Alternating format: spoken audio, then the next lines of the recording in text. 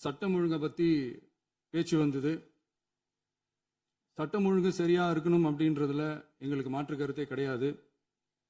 கண்டிப்பாக law and order கரெக்டாக இருக்கணும், கரெக்டாக இருக்கும், இருக்க வைப்போம். அதே மாதிரி பெண்கள் பாதிக்கப்படுறதையும் இங்கே யாராலையும் சகிச்சிக்கவே முடியாது. அதுக்கான கடுமையான நடவடிக்கைகள் நம்ம அரசு எடுத்துக்கிட்டு இருக்கிறோம். இந்த சிங்கப்பெண் சிறப்பு அதிரடிப்படை கூட அதுக்கான ஒரு ஃபர்ஸ்ட் ஸ்டெப் தான். அதே மாதிரி இந்த போதைப் பொருள் நடமாட்டம் அதை கண்ட்ரோல் பண்ணுறதுக்கும் நம்ம அரசு கடுமையான நடவடிக்கைகள் எடுத்துக்கிட்டு இருக்கிறோம். அதையும் கண்டினியூ பண்ணி எடுப்போம். மாண்புமிகு பேரவைத் தலைவர் அவர்களே, இப்போ நான் சொன்ன இந்த பிரச்சனைகள்லாம் 2026 போன மாதம் மே மாதம் 10ஆம் தேதி புதுசாக வந்துடல. இதெல்லாம் பல வருஷமா இருக்கிற பிரச்சனைகள் தான், பல வருஷமா கண்டுக்காம விட்ட பிரச்சனைகள் தான். இன்னைக்கு எதிர்கட்சிக்காரங்க அதை பற்றி கேட்கும் போது எனக்கு அது அக்கறையாக தெரியல, அவதூறு அரசியலாக தான் தெரியுது, பழி போடுற அரசியலாக தான் தெரியுது. இப்படி அவதூறு பழி போடுறவங்கள பார்த்து ஒன்று தான் கேட்கணும்னு தோணுது.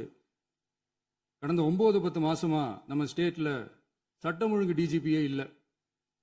சட்டம் ஒழுங்கு டிஜிபியை போடுங்கன்னு சொல்லி எல்லாம் ஓஞ்சி போயிட்டோம்.